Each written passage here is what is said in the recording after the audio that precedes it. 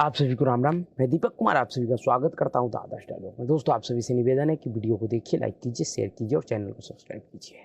दोस्तों, एक कहावत है कि झूठ की उम्र अधिक लंबा नहीं होता है, और यह बात सही भी है। लेकिन किसी झूठ के दुकान और उसके मालिक का अंत इतना जल्दी और आनंद फानन में हो जाए, ऐसा भी नहीं होता है। लेकिन इस बार ऐसा ही हुआ है। एक बहुत ही प्रभावशाली अंतर्राष्ट्रीय झूठ की बड़ी दुकान अचानक से बंद हो गया, जिसका सबसे बड़ा नुकसान हमारे ही देश के सबसे पुरानी पार्टी भारतीय राष्ट्रीय कांग्रेस और खास तौर पर उसके नेता राहुल गांधी को हुआ है। उनके भारत विरोधी राजनीतिक सोच को हुआ है, जो राहुल गांधी का राजनीतिक यूएसपी है। और साथ में उनके उन पालतू दरबारियों को भी हुआ है, जिसका धंधा वैसे ही झूठी दुकान के सहारे चलता है। उन सभी लोगों को एक बहुत बड़ा झटका लगा है। झटका उस प्रभावशाली झूठ के दुकान के बंद हो जाने से, जिस दुकान का नाम है हिडनबर्ग और जिसके मालिक का नाम है नाथन एडरसन। जी हाँ, हिडनबर्ग किसी पहचान का मोहताज नहीं है, क्योंकि भारत में उसने जो काम किया भारत को लेकर, उस कारण से कोई भी भारतीय उसको भुला नहीं पाएगा आने वाले कई एक दशकों तक। दरअसल 15 जनवरी को एकाएक दुनिया को पता चला कि अमेरिका का एक बहुत ही प्रभावशाली short seller company Hindenburg research बंद हो गया है, और इसका जानकारी खुद उसका मालिक नाथन एडरसन ने दिया, जिसके बाद कोई संशय नहीं रह जाता है। ये खबर किसी अखबारों में नहीं छपा, किसी न्यूज चैनल ने नहीं दिया, डायरेक्ट उस कंपनी के संस्थापक नाथन एडरसन ने दिया। कि उसने अपना वह कंपनी, जिस कंपनी ने दुनिया भर में पिछले कुछ वर्षों में तहलका मचाया, कई एक सारे प्रतिष्ठित कंपनियों को नीलाम करवा दिया, उनके प्रतिष्ठा को मटिया मिलेत कर दिया, वह फर्जी कंपनी बंद हो गया। उसके बाद दुनिया भर में इस पर चर्चा होने लगा। सभी ने अपने अपने तरीके से लोगों को समझाने लगा कि क्या, क्यों और कैसे यह कंपनी अचानक से बंद हो गया। इसका जवाब दुनिया को कुछ समय बाद जरूर मिल जाएगा कि ऐसा क्या कारण हुआ कि जो कंपनी शॉर्ट सेलिंग के लिए कुख्यात था, प्रतिष्ठित कंपनियों के प्रतिष्ठा को धूमिल करने के लिए कुख्यात था, वह कंपनी अचानक से बंद क्यों हो गया। जिस कंपनी का जन्म अभी कुछ ही वर्ष पहले 2017 में हुआ था, वह कंपनी 7-8 साल की उम्र में ही आत्महत्या क्यों कर लिया, खत्म क्यों हो गया। इसका जवाब दुनिया को बहुत जल्द मिल जाएगा।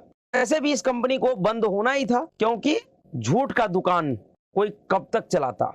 लेकिन मेरा कहना यह है कि दुनिया के लिए हिडनबर्ग क्या था, इससे किसी भी भारतीयों को कोई लेना देना नहीं था, नहीं है। पर भारत के लिए यह कंपनी का क्या भूमिका था, उसको कोई भी भारतीय नहीं भुला सकता है कि किस प्रकार से हिडनबर्ग और उनके पालतू लोगों ने 24 जनवरी 2023 को भारत के आर्थिक शक्ति को छिन्न भिन्न करने के लिए एक खतरनाक षड्यंत्र किया था, और उसका साथ भारत में रहने वाले भारत द्रोही ताकतों ने दिया था। 24 जनवरी 2023 को जब हिंडनबर्ग रिपोर्ट प्रकाशित किया गया था, उसका एकमात्र उद्देश्य था कि विश्व भर में भारत की आर्थिक प्रभाव को रोकना, जिसमें वह भारत विरोधी तंत्र कुछ हद तक सफल भी हुआ। लेकिन उस झूठे रिपोर्ट को आधार बनाकर जो नंगा नाच हमारे देश के मूर्ख नेताओं ने किया, वह शर्मनाक था। जिस देश को लोकतंत्र का जननी कहा जाता है, जिस देश के लिए कहा जाता है कि लोकतंत्र इस देश के डीएनए में है, जिस देश का मतदाता इतना जागरूक है, जिस देश ने अतीत में एक से एक विचारक और महान राजनेता दिया, उस देश के नेताओं का हाल देखिए। ये फर्जी कंपनी, झूठी कंपनी, जिनके अस्तित्व का खुद ही अता पता ना है, जिस कंपनी के सत्यता पे दुनिया को संदेह है, जिस देश में वो रह रहा उस देश को संदेह है, वह कंपनी अपने देश के किसी भी कंपनी के खिलाफ कोई रिपोर्ट प्रकाशित नहीं कर सकता है। एक ऐसा कंपनी दुनिया के सबसे बड़े लोकतांत्रिक देश के एक सबसे बड़े कारपोरेट हाउस के खिलाफ एक झूठा रिपोर्ट तैयार करता है, उसे प्रकाशित करता है, और उस झूठे रिपोर्ट के आधार पे इस देश का विपक्ष सड़कों पर उतरकर नंगा नाच करने लगता है। स्थिति यह हो गई थी कि उस झूठे रिपोर्ट के आधार पर कांग्रेस पार्टी, राहुल गांधी और मोदी विरोधी दलों ने इस देश के लोकतंत्र के मंदिर को उचक्कागिरी का अड्डा बना दिया था। पूरे साल के संसद सत्र का बलि चढ़ा दिया गया। साल 2023 के जनवरी में यह रिपोर्ट आया था, और उस साल का पूरा सत्र जिस एक संसद सत्र को चलाने पे भारत के नागरिकों का अरबों खरबों रुपये का खर्च आता है, उस देश में पूरे साल का जो संसद सत्र था उसका बलि एक फर्जी शॉर्ट सेलर कंपनी के झूठे रिपोर्ट के आधार पर चढ़ा दिया गया। और यह काम कांग्रेस पार्टी और मोदी विरोधी दलों ने किया था। वह फर्जी कंपनी 2-3 दिन पहले अचानक से बंद हो गया। इस फर्जी कंपनी का बंद होना कोई सामान्य घटना नहीं है। सामान्य घटना इसलिए नहीं है क्योंकि यह घटना एक बड़ा संकेत दे रहा है, और वह संकेत यह है कि दुनिया भर में जो भारत विरोधी कांग्रेसी इकोसिस्टम फैला हुआ है, जो संस्था है अथवा सिस्टम है, उसके अंत का शुरुआत इस कंपनी के बंद होने के साथ हो चुका है, जिसका प्रभाव निश्चित तौर पे आगे चलकर कांग्रेस पार्टी के अंदर दिखाई देगा। क्योंकि वर्तमान में जो कांग्रेस पार्टी है उनका वजूद ही इसी प्रकार के भारत विरोधी अंतर्राष्ट्रीय ताकतों के सहारे टिका हुआ है, जिसका एक छोटा सा हिस्सा, एक छोटी सी इकाई हिडनबर्ग नामक एक झूठी फर्जी सेल कंपनी था, शॉर्ट सेलर कंपनी था, जिसका अंत 15 जनवरी को हो गया, जिसका ऐलान खुद उसका संस्थापक, उसका मालिक नाथन एडरसन ने किया। ये जो घटना घटा है जिसे लोग अप्रत्याशित मान रहे हैं, यह घटना उतना भी अप्रत्याशित नहीं है। क्योंकि आप याद कीजिए, जब भारत में 2024 का जो लोकसभा चुनाव हुआ था, जब उसका चुनावी नतीजा आया था, उसके बाद जो माहौल था, जिस प्रकार से कांग्रेस पार्टी ने अपने इन्हीं इकोसिस्टम के दम पर एक माहौल बनाया कि 99 सीट 240 सीट से अधिक है और उसने नरेंद्र मोदी को हरा दिया, जिसमें निश्चित रूप से कांग्रेस पार्टी का समर्थन, सहयोग हिडनबर्ग जैसे अनेकों अंतर्राष्ट्रीय भारत विरोधी संस्थाओं ने किया था।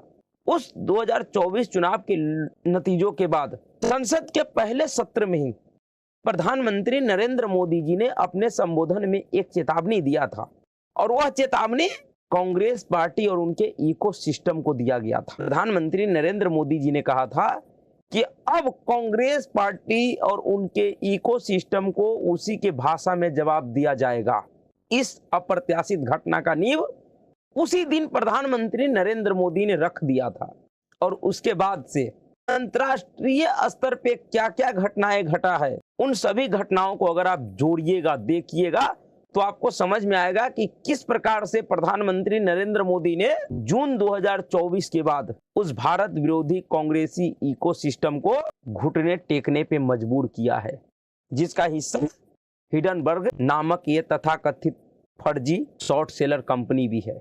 जिस प्रकार से इस हिडनबर्ग ने कांग्रेस पार्टी के एजेंडे को आगे बढ़ाने के लिए राहुल गांधी के मनगढ़ंत कठोर काल्पनिक आरोपों को सत्य साबित करने के लिए एक फर्जी दस्तावेज तैयार किया अडानी समूह के खिलाफ, और उस अडानी का संबंध देश के प्रधानमंत्री नरेंद्र मोदी से जोड़ने का प्रयास किया गया और उनके छवि को धूमिल करने का प्रयास किया गया। उसी का नतीजा है यह कि आज उस नाथन एडरसन को अपना नाक रगड़ना पड़ा है, एक तरीके से इस कंपनी के बंद करने का ऐलान करके। और सिर्फ नाथन एडरसन ही नहीं, सिर्फ हिडनबर्ग ही नहीं, आप चाहे कनाडा वाले उस ट्रूडो का हालात देख लीजिए कि जो ट्रूडो 2024 के लोकसभा चुनाव से पहले ताबड़तोड़ आरोप भारत के ऊपर, भारत के प्रधानमंत्री के ऊपर, भारत के सुरक्षा एजेंसियों के ऊपर लगा रहा था, उस ट्रूडो का क्या हाल हुआ है। इसी प्रकार के अन्य बहुत सी घटनाएं घटा है अंतर्राष्ट्रीय और राष्ट्रीय लेवल पे।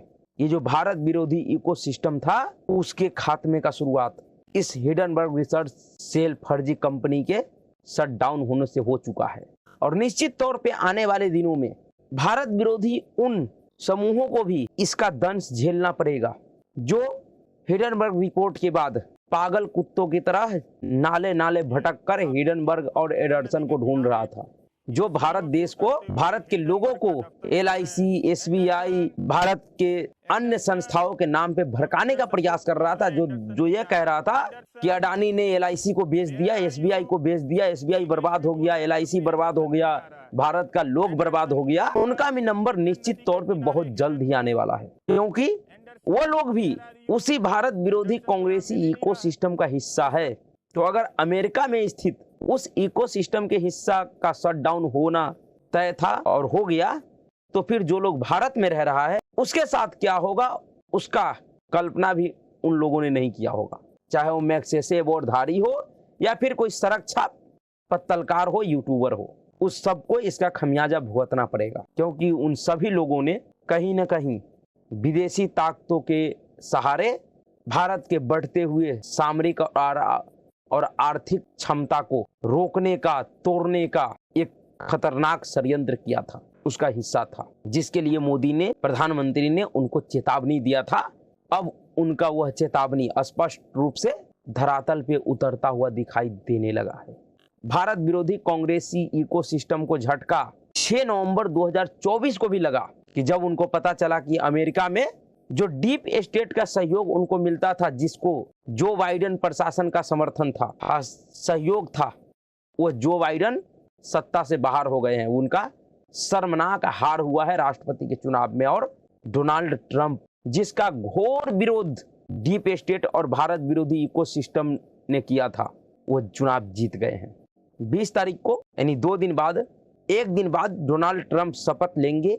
उनके शपथ ग्रहण के बाद देखिएगा कि इस प्रकार से उस भारत द्रोही कांग्रेसी इकोसिस्टम के अंदर भगदड़ मचता है, एक तूफान आता है और किस प्रकार से मौसम बदलता है। अभी के लिए इतना ही। अगर आपको वीडियो अच्छा लगा तो वीडियो को लाइक कीजिएगा, शेयर कीजिएगा और चैनल को सब्सक्राइब कीजिएगा। नमस्कार।